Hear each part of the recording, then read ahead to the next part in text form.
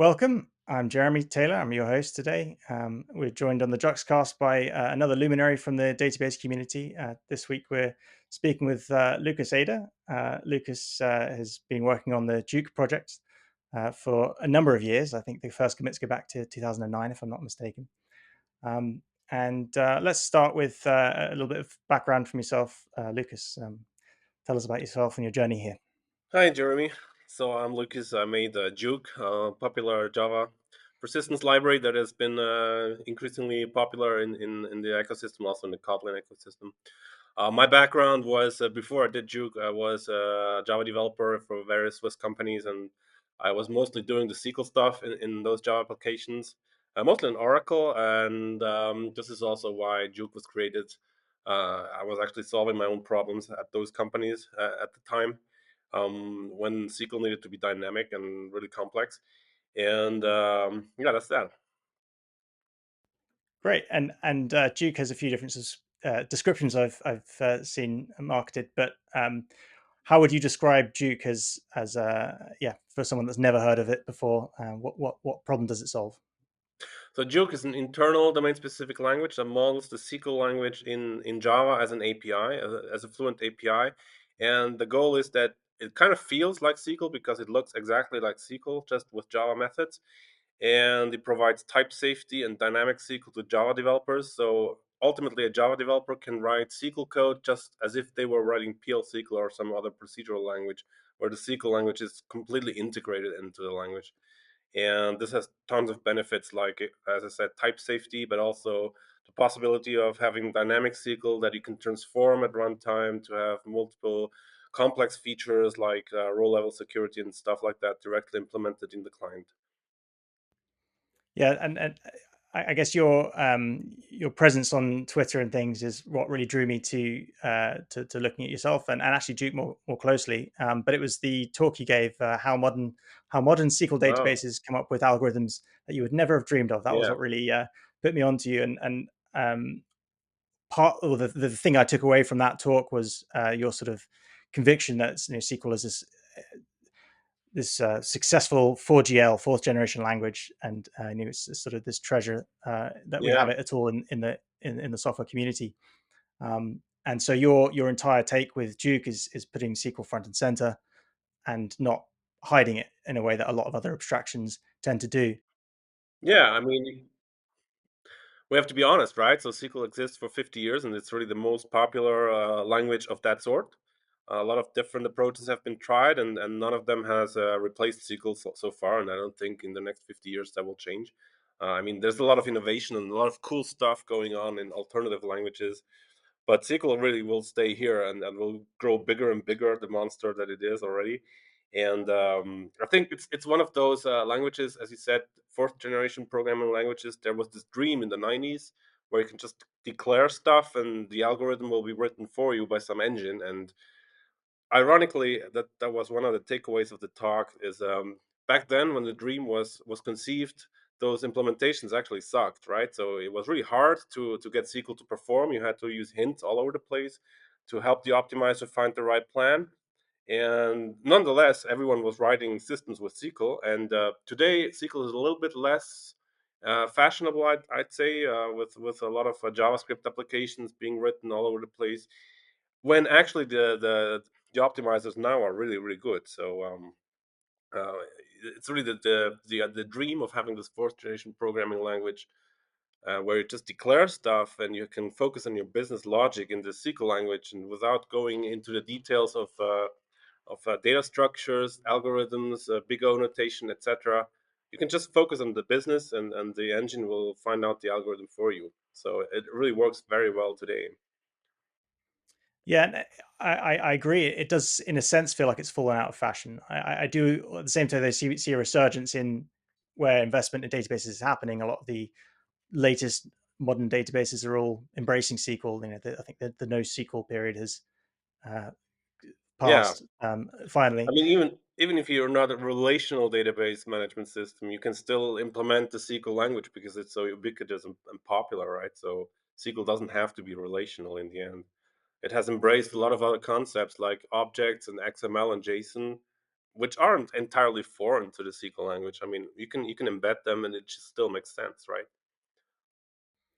So what's been your experience with jOOQ? Obviously, quite a few iterations of the SQL standard has happened since you started, and many new databases have come online. Do you feel like the momentum is picking up again, and there are more and more people trying to do more and more interesting things with SQL?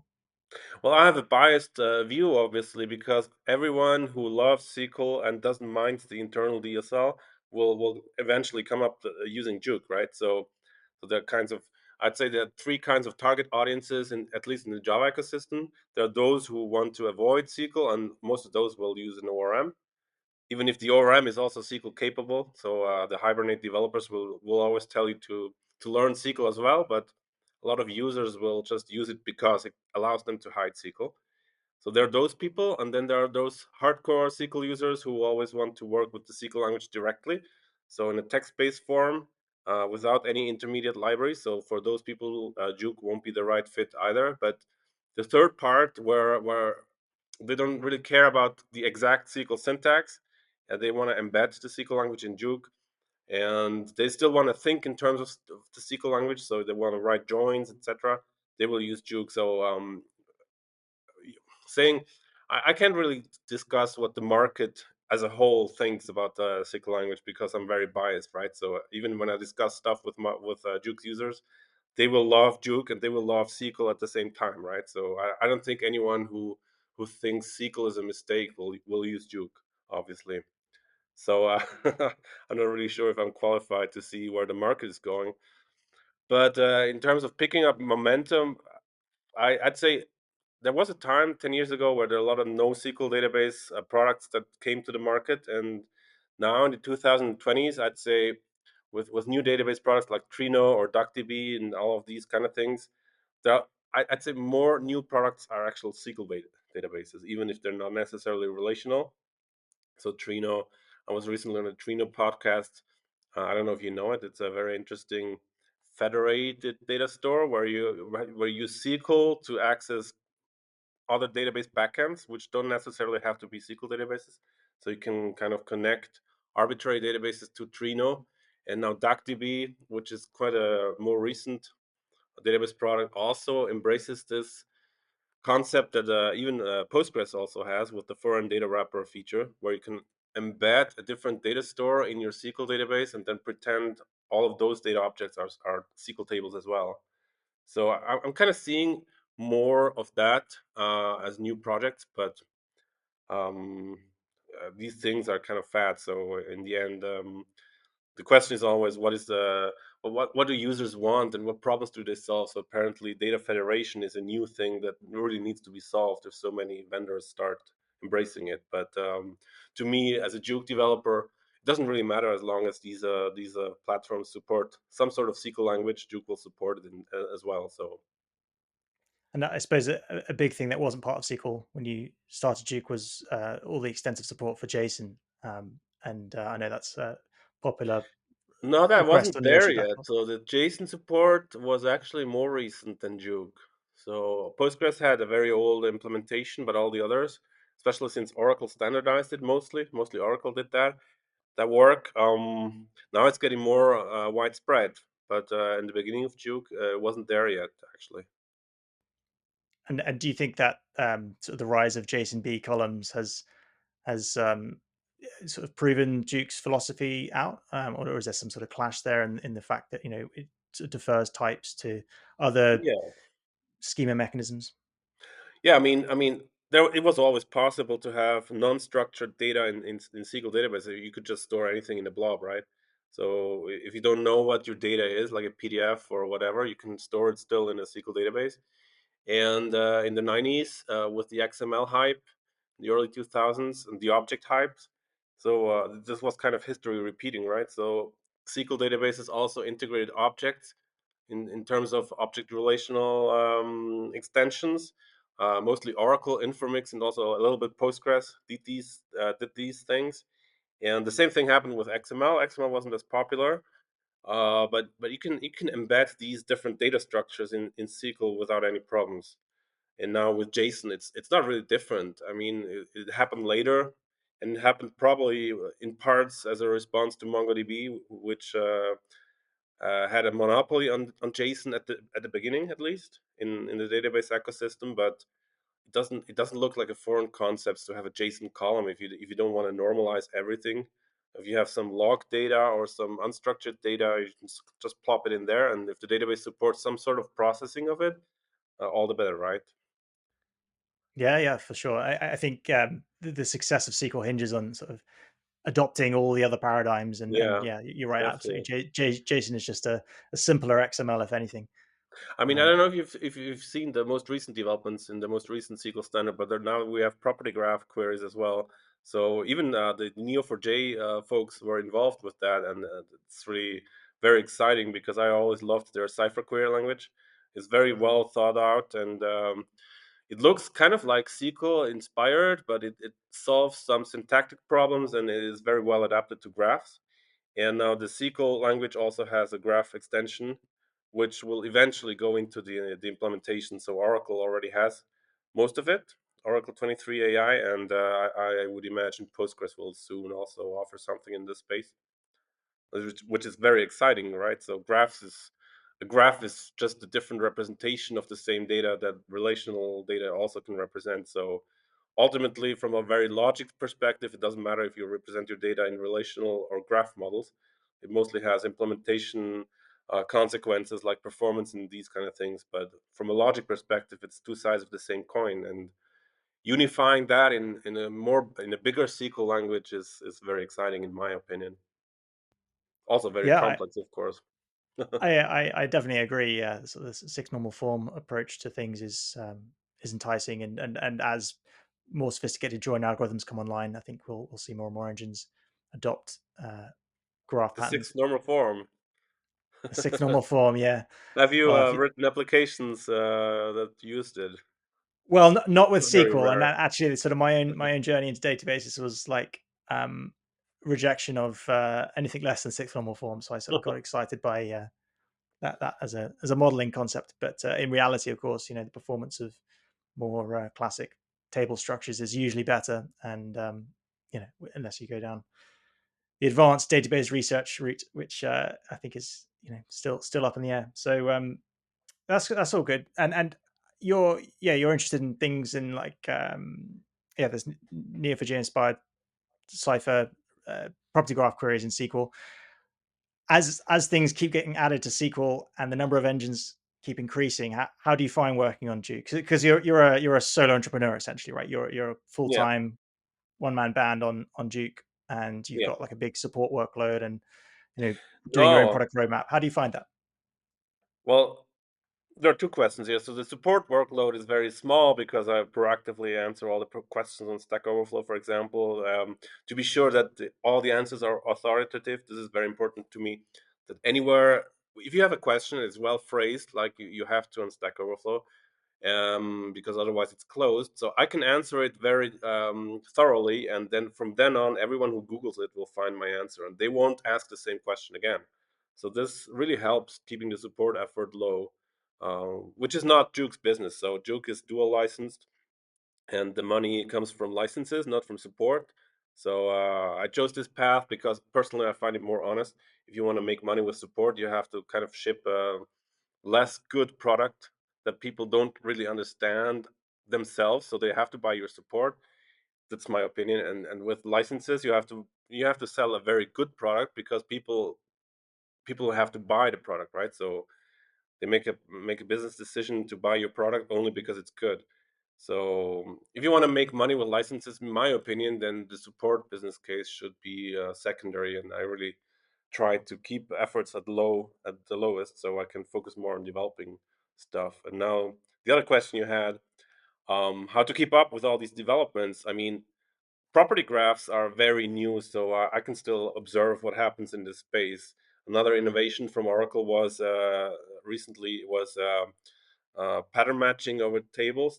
That's really very exciting. I don't know if you've seen match recognize the clause, but it's also part of the SQL standard now. But I don't think anyone who uses jOOQ will use that extensively. I mean, it's very a sophisticated power user feature that you probably don't write in your ordinary queries every day. And even if you're using jOOQ, that doesn't mean you can't also occasionally use a view and store a view directly in your database that does all this fancy stuff, and use jOOQ only for the dynamic stuff. So I'd say these very advanced things, they don't really touch jOOQ very soon, and most of the jOOQ roadmap is governed by what the market needs. So, for instance, the next version will finally support ClickHouse, a very popular data warehouse which has increasingly adopted the SQL language. So, when I first evaluated it, it was kind of a weird database that looked similar to SQL, but only very remotely. And now they have standardized on a lot of syntax, which means that it makes much more sense for jOOQ to integrate. So a lot of people upvoted that, and that's what's going to ship next. And um, uh, yeah, I'd say SQL luckily does have a lot of new things, but also moves slowly enough for a small company to keep up with. If you're focused only on SQL syntax, which isn't really that diverse. So most databases kind of standardize on what the SQL standard it really is, and there are not too many surprises, luckily. And internally within jOOQ, I guess you've done a good job making it extensible so that you're not always refactoring in order to support new things, right?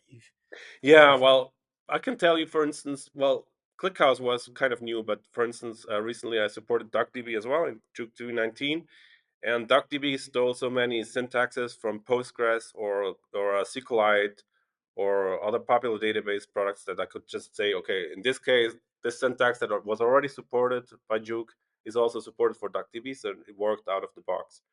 So that it's kind of rare these days that database products invent completely new syntax that jOOQ hasn't seen yet.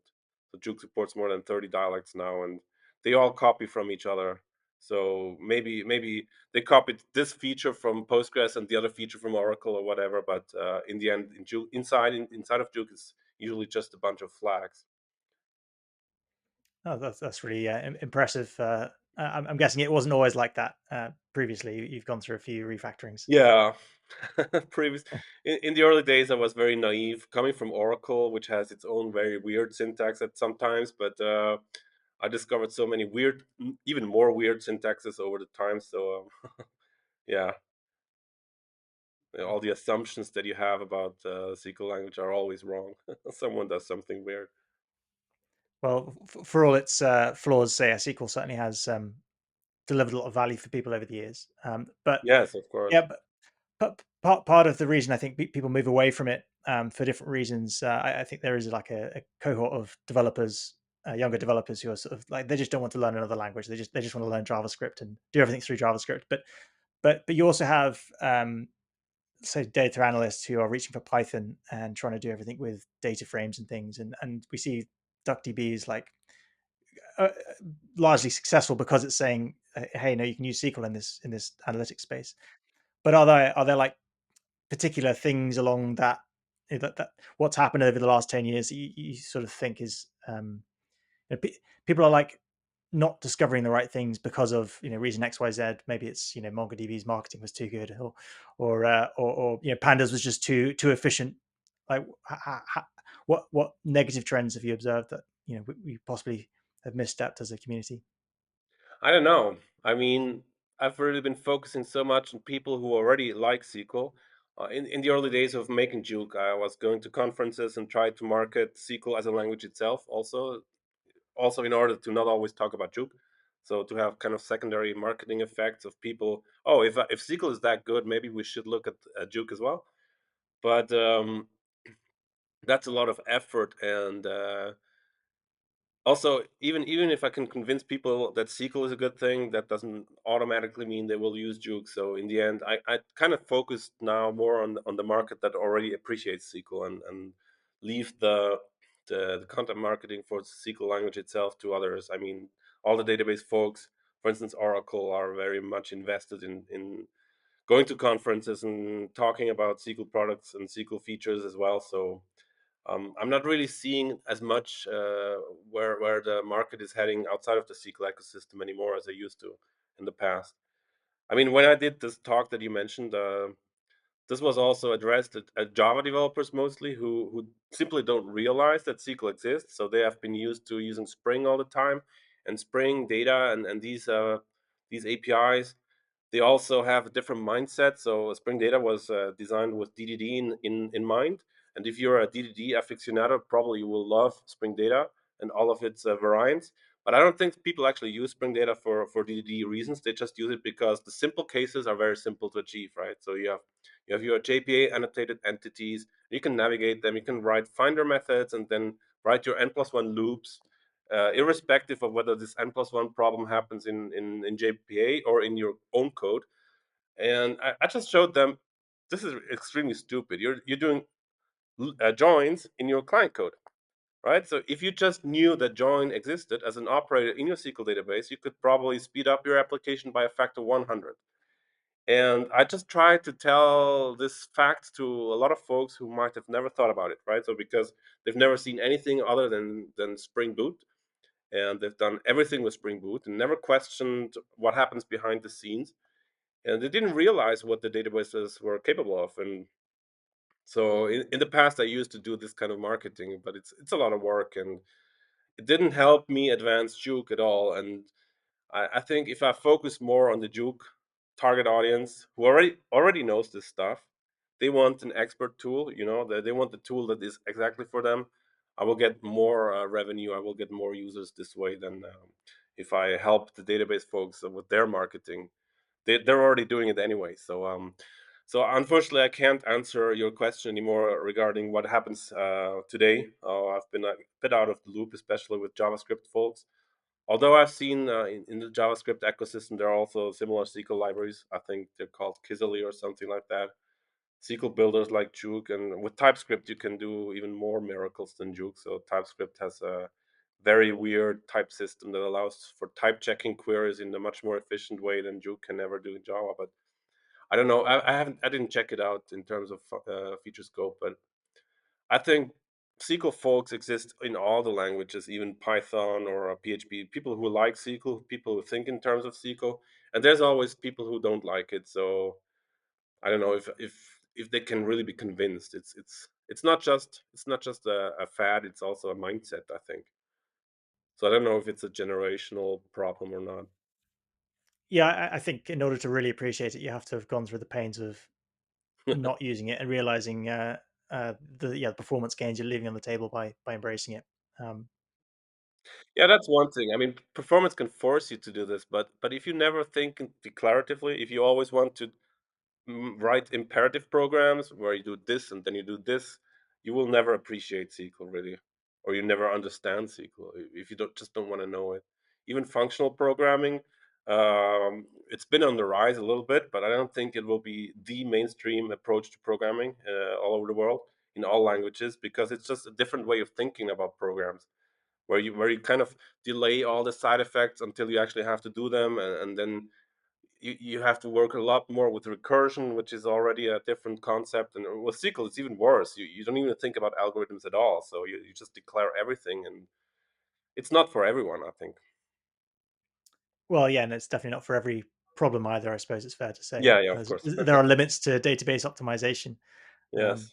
But certainly, the dream of making everyone a programmer, by not having to teach them how to write hash tables or whatever, to they just embrace the database algorithms and bag of tricks. I believe that's a good idea. So one of the things that's always been touted as the point of SQL, and Cod wrote about it in his original paper, was as a model for shared data banks. And there's this idea that SQL database, a single schema, should be shared by multiple applications. And it's a bit something that's maybe fallen out of fashion for good reasons. I'm just wondering what your intuitions and thoughts are there. And obviously, you have the rise of microservices now, and everyone wants their own database. But in your experience, how do you feel that SQL should be used?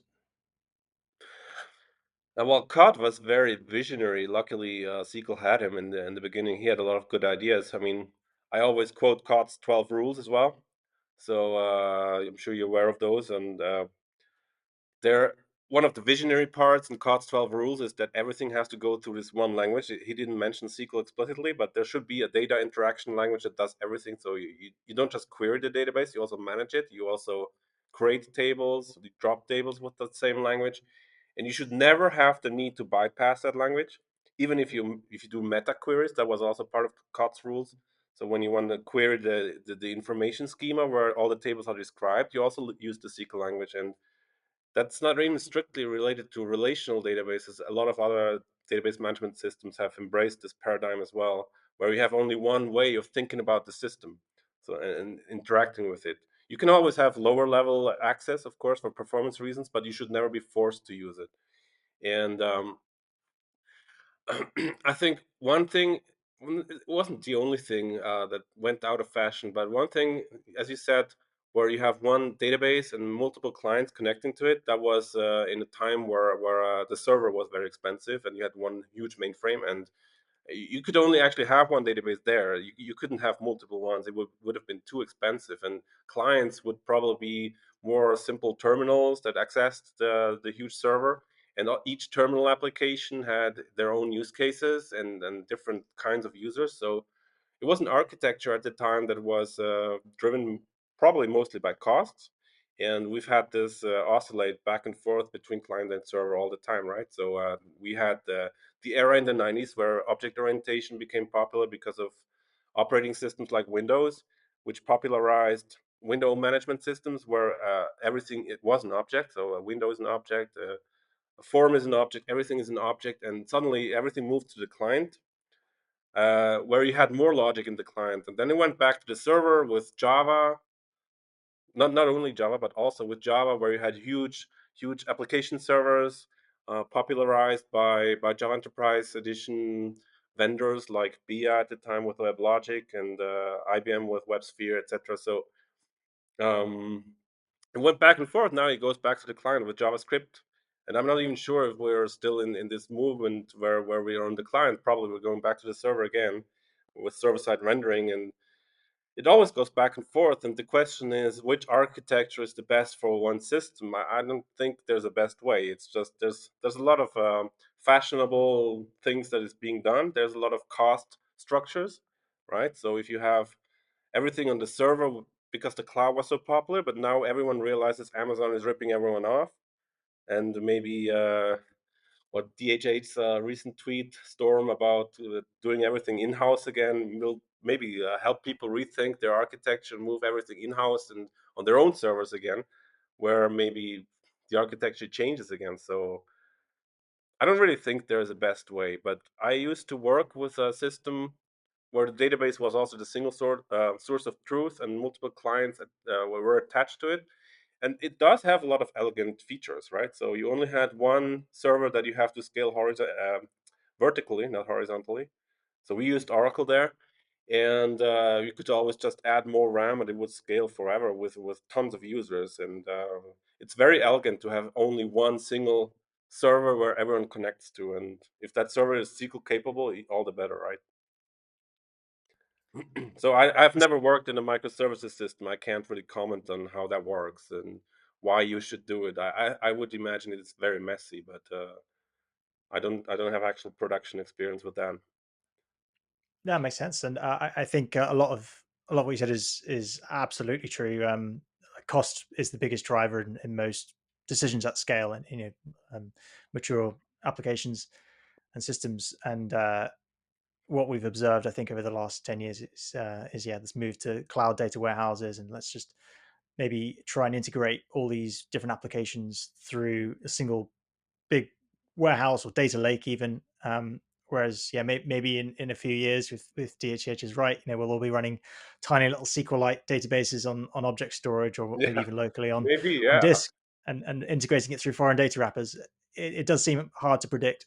But in terms of what the language affords, do you feel like um, SQL has all these mechanisms for declaring schema and sharing schema? Do you think SQL is ultimately the right place to logically integrate data, even if it's not maybe always the best for other non-functional reasons?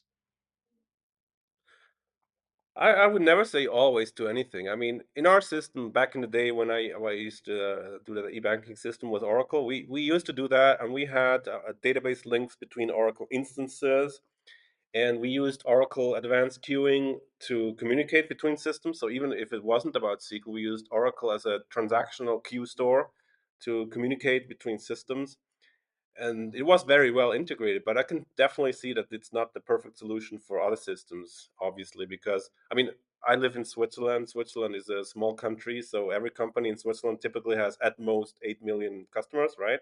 With 8 million Swiss people, and that's not the same sort of scale like some American company who tries to cover the entire United States as a customer base or even more. So if you have, I'd say we weren't a small shop, but we weren't huge either. So we could still scale vertically, but at some point you simply can't. And um, there's no one right way. And even then, SQL as a language, it works well as long as you can actually have one system in the middle of everything. But once you start using different kinds of applications, then it probably just lacks features that you will need, right? So, for instance, streaming, the whole streaming topic, it will also eventually go into the standard. I know some folks who are working on that. It's very complicated, but and very a lot of process to get anything in the standard. But I think it makes sense. So, like for instance, streaming databases who have a SQL-like language where you don't declare a table, but you declare a stream, but you can select from the stream, and then your data is pushed instead of pulled.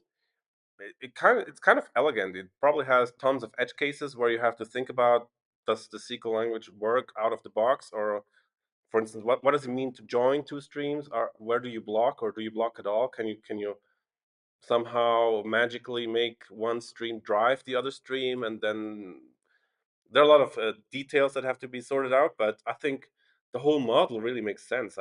I mentioned match recognize before, which is a regular expression pattern matching engine on a table, but it will work exactly the same on a stream. And I think there's a little known vendor that actually implemented match recognize on a stream database, Esper or something like that. I'm not sure if it's Esper or Ember or something like that, but I've first seen this on a streaming context, and it made perfect sense. So is it the only source of truth in a huge system? It's hard to say, right? So people have tried different approaches like CQRS, where the single source of truth is the stream of events, and then you have derived objects like relational databases and graph databases or key value stores.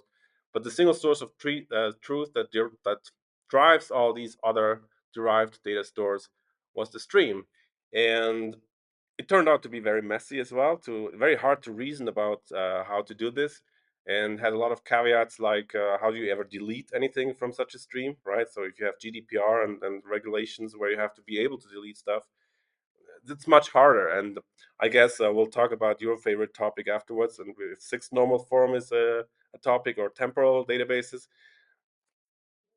are you going to be able to model everything with this single source of truth, or is it just one of many sources of truth, right? So there's no final answer to this. There's so many different kinds of systems out there and philosophies. Ultimately, I think it's just a set of tools, and you have to find out which ones are you going to use for this case, for this application. I will never be dogmatic again in my life. I mean, I'm dogmatic about jOOQ, so jOOQ is only about SQL. But do you have to use jOOQ? Do you have to use SQL? I can't say yes or no. It's a very hard question, right? Absolutely, yeah. I mean, you raised a lot of really good points. I think the way SQL has been extended and adapted over the years indicates it probably is capable of being extended to support all the streaming cases. Like what it makes you think, yeah, will the Kafka API still be relevant when you have like a streaming select or something? Like you could Yeah, replace a lot of infrastructure with some foreign or data enhance it. I wrappers over mean, streaming Kafka will sources. stay around, right? It will just be enhanced. Maybe Kafka will get more SQL features in the end. Yeah, yeah, I can Goes believe that, both and I know ways. they've definitely made steps towards that. But SQL does seem to be like this just ever growing, like more and more money, more and more attention and investment in Yeah, building it definitely. out, which is good. So jOOQ concretely, yeah, works by well, it's got if my mental model is correct, it's got a couple of angles to it. There's this DSL, and then there's this code generation, and then they work Yes. together. But you can also use the DSL without the code generation. And the DSL isn't some like link like integration with the language. It really is just like AST builder for SQL. But there Yeah, are Java other doesn't have approaches. anything yet. There are other approaches, aren't there, to handling SQL? We discussed a few of them, like ORMs. I'm aware there's this like other movement to using template based generation of uh, code. Just wondering if you had thoughts about like those alternative approaches and the pitfalls of those that you perceive, and why jOOQ is usually the right call over those. I mean, you can use jOOQ.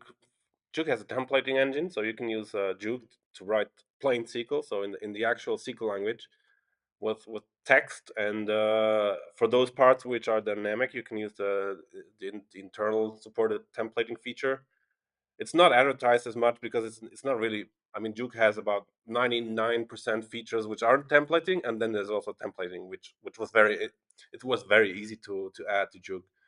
I understand that some templating engines exist that only do templating, or mostly, like SQLite or MyBatis is also a popular one, especially in China, I think, but also historically in other countries.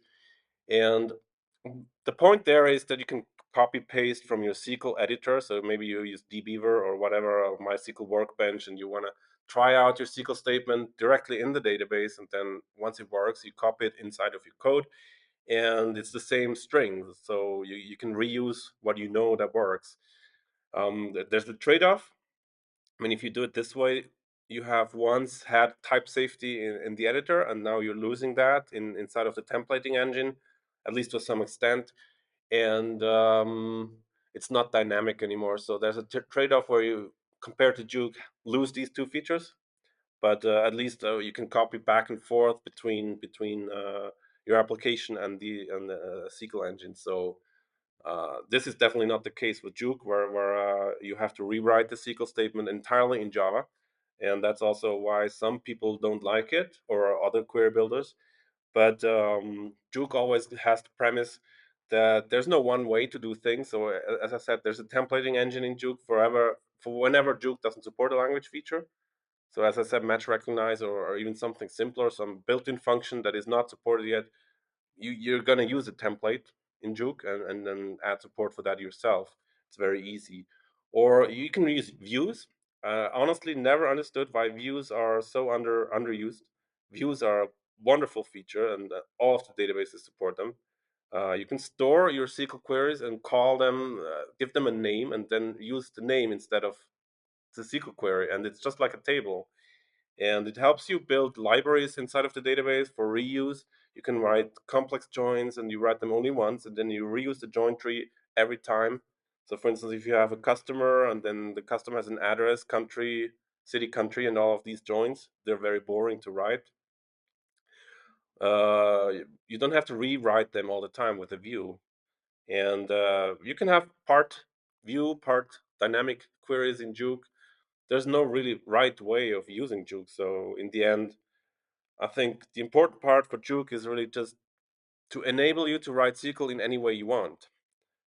And those other libraries that you've mentioned, who do templating, they embrace mostly the plain SQL aspect and add a little bit of dynamic features. And that can be very nice. I mean, SQLite, for instance, has been mostly designed for Android usage, where you don't want to have huge libraries.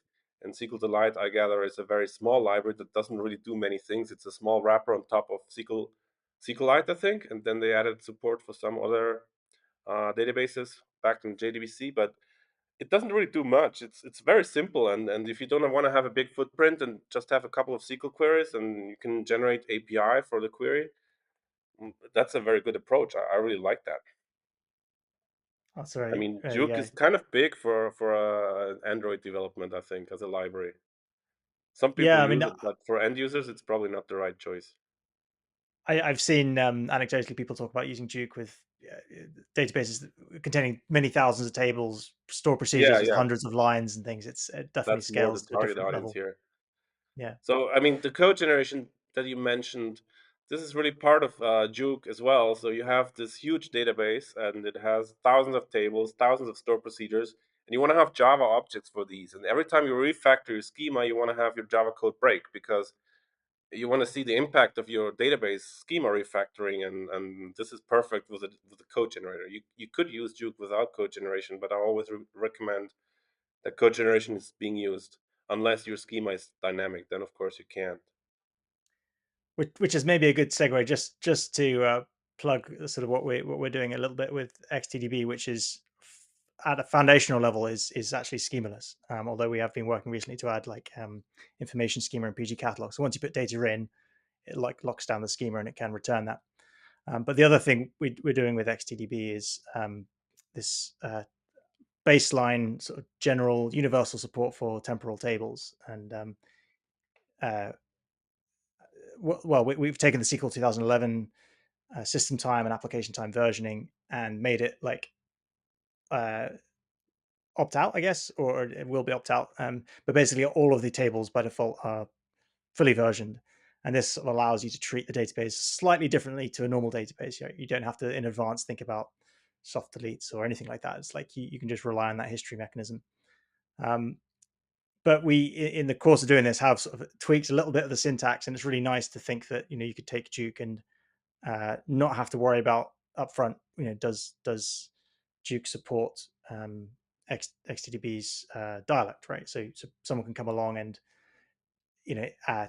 apply jOOQ to something which is hot off the press, like fully new, without having to raise issues with you to add support, official support for features. Yeah, well, we'll have to check it out. I mean, there's always the devil's in the details, but Mm. I'm glad to hear that there's another implementation of SQL 2011 temporal tables. There aren't enough. I mean, this is a wonderful standardized feature, and only few database management systems have embraced it. It's really wonderful. Unfortunately, I think it's also not really popular. jOOQ supports temporal tables, but only if it's natively supported. So if the database product has the syntax, then jOOQ can support it. There's still tons of feature requests on the issue tracker to emulate that on other database products. It's possible. It's a lot of work, but it's possible. But hardly anyone has requested that yet. So I just gather it's not something that a lot of people require. If you do require it, then it's really really nice if you have database support for it, and don't have to think about it yourself, because it's horrible. If you do have to do that manually in an application, you're going to make so many mistakes, and it's just horrible. So I'm really looking forward, if I ever get the chance to look into your database product. So Cool. it's a very very cool topic. But again, as I said, maybe you can tell me why it's not more popular yet. Well, my I my wish it own. I mean, was. I've had a few years to reflect on it. I think the main reason is well, there's a mismatch with like transactional engines, right? If you're building an application, if that application wants to store lots of data, that's going to get very expensive. So people by default want to move the data out to a data warehouse like as soon as they can, right? So if you delete something in the transactional application, do you really want that data to be um, sort of using up the hard disk? So if you have these transactional systems with that were built with like limited storage in mind, or like finite on disk on node storage, and also the multi-version concurrence control, all of the semantics are very geared to not retaining data, to then just apply these uh, DDL commands to say, no, actually, no, we want to keep everything that's ever been seen in this table. It's quite a shift, and I think there is a performance impact. It complicates join planning, and also just from an application developer perspective, it's like you have to think in advance. Do I want this table to be keeping all the history? Do I want this other table to be keeping all the history? And you have to make these conscious choices. And then the syntax isn't quite perfect. I think it's a bit convoluted or clunky to use. So something we're doing is trying to simplify that. But I was wondering if and I know you've spent more time looking at analytical SQL in general. I guess I think I'm right in saying that, or like very complex SQL queries. Um, how you found this problem, which we're trying to solve with XT, which is you're running lots of SQL, but it's across multiple transactions because the data is always moving, or you're trying to write a report against like what was the state of the business as of the end of last month, and how have you typically seen that solved? Do you see people leaning on like Oracle Flashback and those sorts of tools, or just taking dumps in the database? Flashback was utterly unreliable. It was only for backups, right? So it wasn't for persisting stuff. You couldn't rely on it. And historically, the Flashback archive was just dropped whenever you had any DDL, right? So you couldn't keep when you added a column or removed or renamed the column, it was gone, and that's you can't have that, right? So if you rely on this data for logic purposes, then it's not usable. I mean, Flashback saved my life a couple of times when I accidentally deleted stuff in production and it was still there somewhere, so I could restore it without anyone noticing. But I think that was historically a different problem. Now Oracle also implemented some of 2011 temporal tables, so they can keep it more reliably. But I've never used it in production yet. Um, when I did these kind of queries, I didn't do too much of this analytic work. So when I the few times when we did it, we just hacked around and we had the data somewhere, so we could restore it. Usually somehow it was never really necessary to have all the data historically in our use cases. So I can't tell you how it would have been if we actually had to do this way. Also, I mean, there's always the two types of system of temporal tables. So the system versioning is, I guess, a little bit less complicated.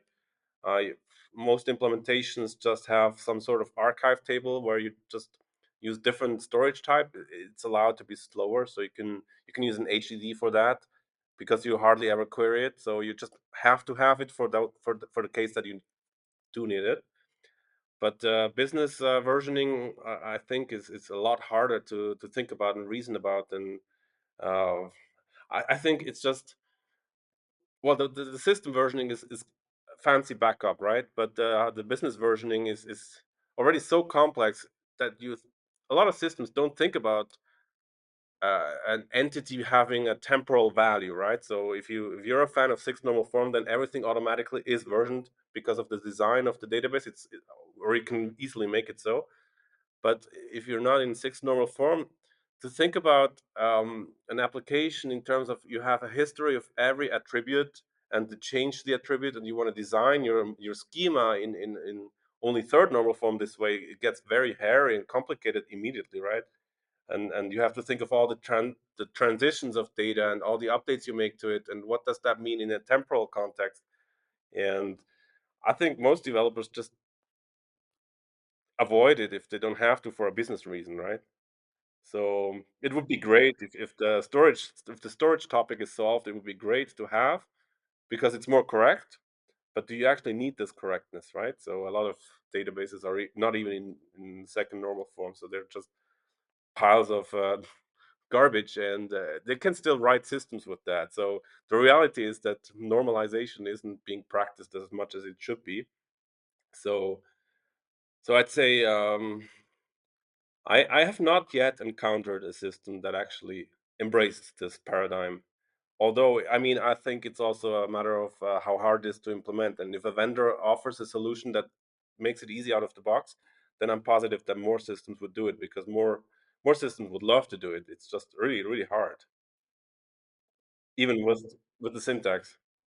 Yeah, it definitely takes someone to take the risk or the bet to try and make it successful. I mean, I don't actually know the history of who tried to push the standard in the first place. Like, was it like I know DB2 and Oracle like had fairly early on support, but like Yeah, I don't know where the momentum came from or why it a lot of died off. stuff comes from these two databases, DB2 and Oracle. They are very influential still in the standard committee, and also the syntax makes me think that it is from them.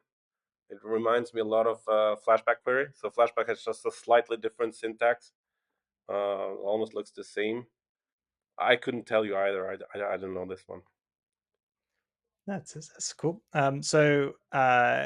Yeah, we've had I think a tour of where SQL's come from and where jOOQ has come from.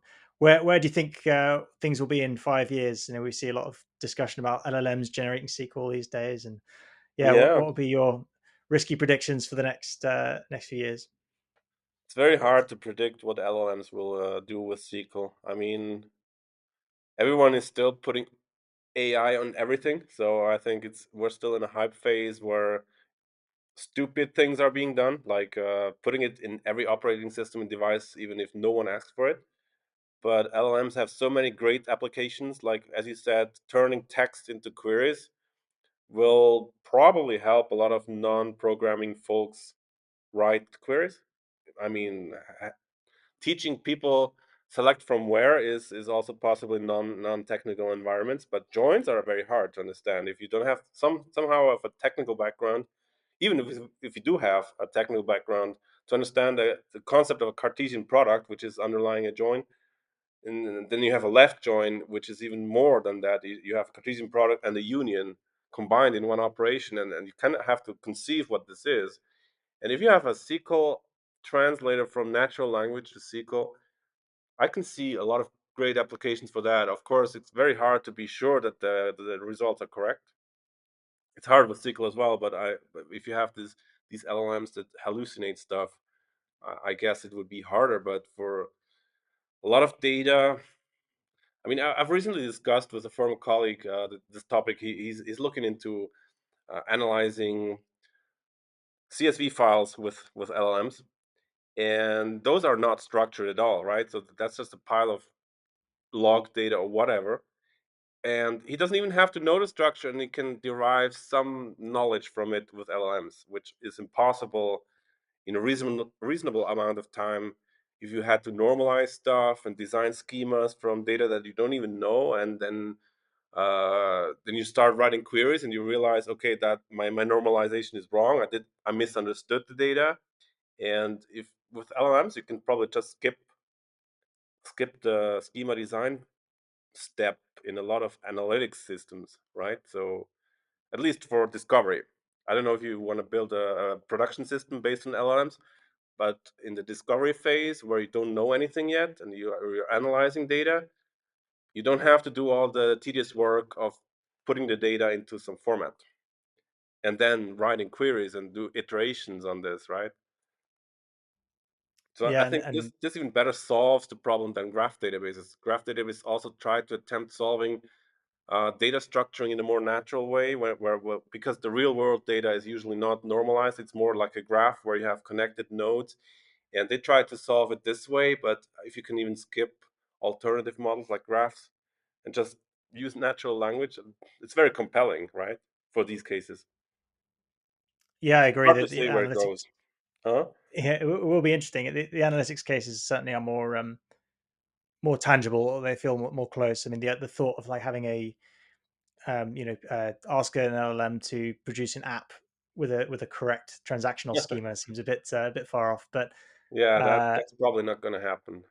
but if it does, maybe it will use jOOQ. I wanted to ask if you had opinions about the JVM and Java, Kotlin, Scala ecosystem as well. Like, where do you think that will Yes, be of in five course. years? And I mean, the JVM is a wonderful piece of engineering, and Oracle is doing a great job with both Java and the JVM. So I don't think it's going away in a long time. I always see opinions that younger people try not to touch Java anymore, but I think I mean, there's still COBOL systems that are being maintained actively today, and that's an ancient language. And Java is also old, but not ancient yet, but it will stay around forever still. And Oracle will continue developing it because there's a lot of money to be made on all accounts. I mean, there's even, I've recently met someone in the Delphi ecosystem, was maybe 8 years ago, and he said there's still 3 million Delphi developers in the world. So Delphi isn't going away either because all those old MFC applications from the 90s, they want to be maintained and they're not easy to replace. So I'd say Java will stay around, and Kotlin is doing also a great job of making the JVM more relevant still. I think Kotlin is one of the best things that happened to the JVM ecosystem. Scala tried to do it, but Scala was too, in my opinion, too formal, too strict with their vision of functional programming, and Kotlin is more pragmatic. It takes the good parts, but isn't. You can still write crap code with Kotlin, right? So it will be very forgiving. And in Scala, all the developers keep telling you that this isn't the way it was meant to be, and it's very hard to get into writing correct or idiomatic Scala code. Let's put it this way. from a jOOQ perspective, jOOQ has a lot of Kotlin users and very few Scala users because jOOQ doesn't correctly encapsulate side effects as Scala developers like to do. So you have to be very pragmatic in a Scala ecosystem to actually use jOOQ. And I've had this discussion a couple of times with a few Scala aficionados, and they just say they don't care about any of the jOOQ features, even the most complex SQL transformation. They don't care about if jOOQ doesn't follow their monadic view of whatever. And I mean, I can't cater to all the target audiences, so I'm just skipping those. But Kotlin is really great. I mean, they made us so many pragmatic choices, and it has worked so well for such a long time. I'm speaking about the jOOQ integration for Kotlin, and over so many releases, I'm seeing an almost similar amount of backwards compatibility as Java has, even though they're moving much faster, and this is really impressive. I mean, there are a lot of very smart people working on the Kotlin language that make this happen, and I think the existence of Kotlin kind of forced the Java teams at Oracle to move faster now as well, because they're losing market share and they can catch up. I mean, they're doing a great job, but I don't know if they would have done this, all the recent improvements sealed types and algebraic data types and all the little language features like the switch expression with pattern matching capabilities. Would we have gotten those if it wasn't for Kotlin? I mean, Scala had these features as well, but that didn't change anything for Java. So I think Kotlin is a really good thing for the ecosystem. Yeah, I And can only echo that. I think we've seen a lot of uptick in interest and usage well outside of Android. It obviously started with a niche, but it's really growing very big. yeah, it's growing very big, and I think their embrace of WebAssembly is also a smart move. I can't really comment on that. It's a risk probably. I don't know the ecosystem very well, but if it takes off, then Kotlin will be in a very good position there as well. That's cool. And yeah, you're obviously very deep into Java and on in jOOQ, but you thinking of maybe adding a bit of Kotlin into?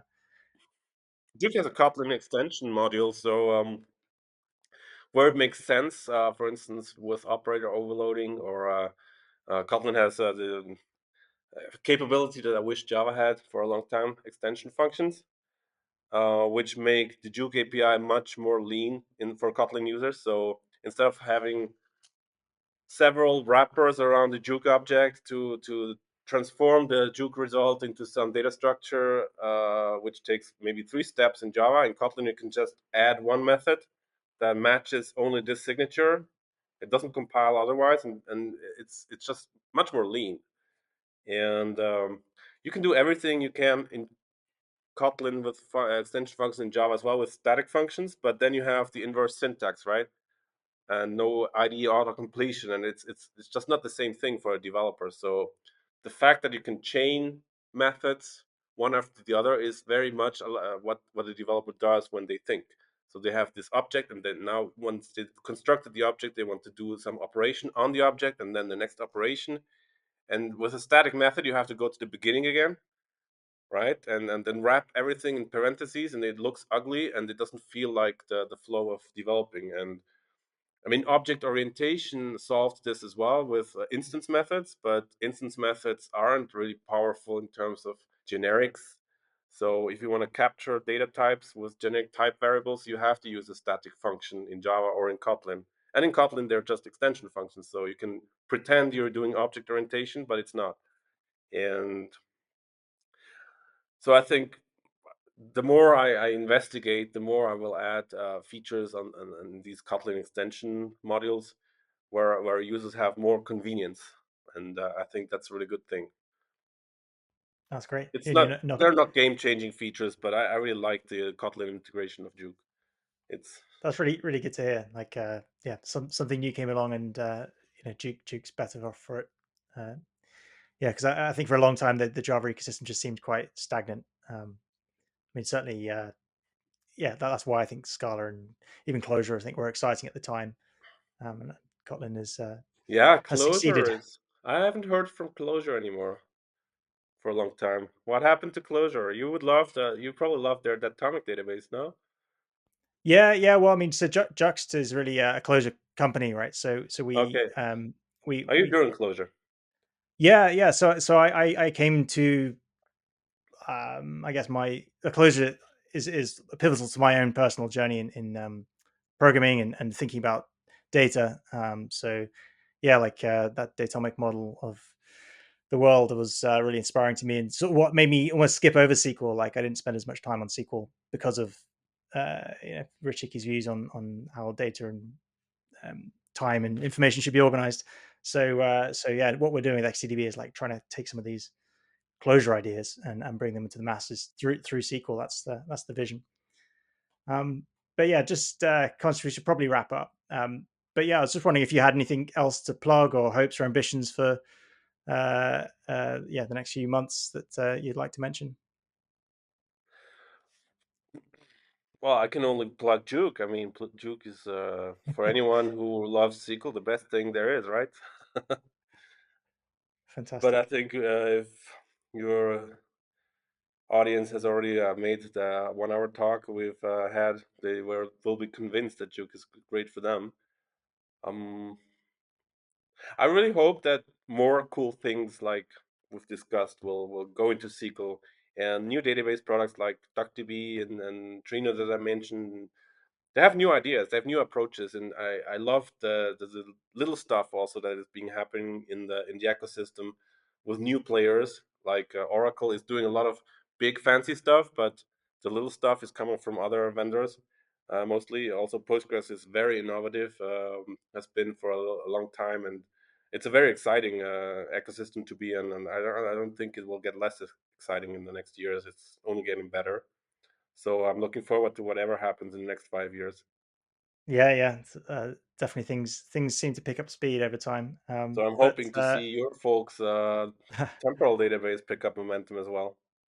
thanks. Well, yeah, please do stay tuned. All right. Well, thanks, Lucas. It's been a pleasure talking. Yeah, Same. we'll hopefully have you on again in a while to see how things have been going in jOOQ. But yeah, in the meantime, all the best. Take care. Thank you.